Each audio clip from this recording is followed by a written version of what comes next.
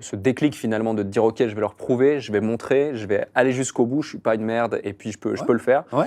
C'est à ce moment-là que tu l'as eu ou c'est quelque chose qui est inné chez toi et à chaque fois tu l'as manifesté? Bah, je pense que c'est un tempérament. Moi, j'étais quelqu'un de très réservé, pas du tout de confiance en moi. J'avais pas le physique que j'ai aujourd'hui. Hein. J'étais marqué de taches de rousseur énormes. J'étais poil de carotte. J'avais les chicots c'était la lambada dans la bouche. J'étais livré un peu à moi-même parce que tu vis un divorce, donc forcément, et puis t'as pas les meilleurs des divorces, donc voilà. Tu te retrouves dans un milieu que je connaissais pas. Moi, je passais d'un milieu très bourgeois à un milieu très, très street. Okay. Donc, la loi de la jungle, hein, faut pas se mentir. Donc, tu arrives là-dedans, tu es livré à toi-même. Là, tu peux plus aller pleurer dans les bras de ta mère, pas dans les bras de ton père.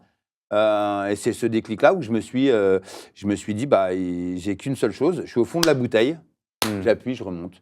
Et je l'ai eu à 12 ans, 12 ans et demi. Ok. Voilà. C'est dingue. Parce qu'en fin de compte, la meilleure formation de la vie, moi, ce que je dis, c'est quand même là où j'ai grandi, c'est à Argenteuil-Sanois. Et c'est là où j'ai appris à avoir une vision de la vie déjà préétablie. C'est-à-dire que ce qu'on vit maintenant à 44 ans, je le vivais déjà à 12 ans et demi dans ce côté street. Ouais, incroyable. Ouais. Et là, par rapport à ce que tu décris, alors, tu as toujours été un bourreau de travail, en fait, alors. Parce Ouais. que là, ce qui t'a fait dans le football, c'est parce que tu as travaillé 10 fois plus que les autres. Ouais.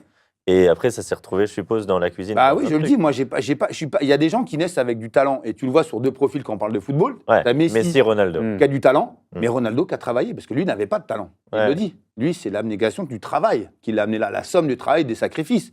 C'est vrai que quand tu vois un mec qui fait à peine 1m70 comme Messi, et tu vois un mec comme Ronaldo, comme il est taillé, Ouais, bien sûr. tu vois la différence. Donc, il y a 8 ballons d'or d'un côté, il y en a peut-être un peu moins de l'autre, mais voilà, quoi. C'est deux oppositions dans lesquelles j'aime bien revenir quand je parle en entreprise. Ouais, Un bien mec sûr. qui est né avec du talent, il avait peut-être pas le physique, l'autre qui avait un physique mais qui avait pas de talent, mais voilà, les deux y arrivent. On peut y Complètement. arriver. Complètement. Moi, j'ai pas de talent.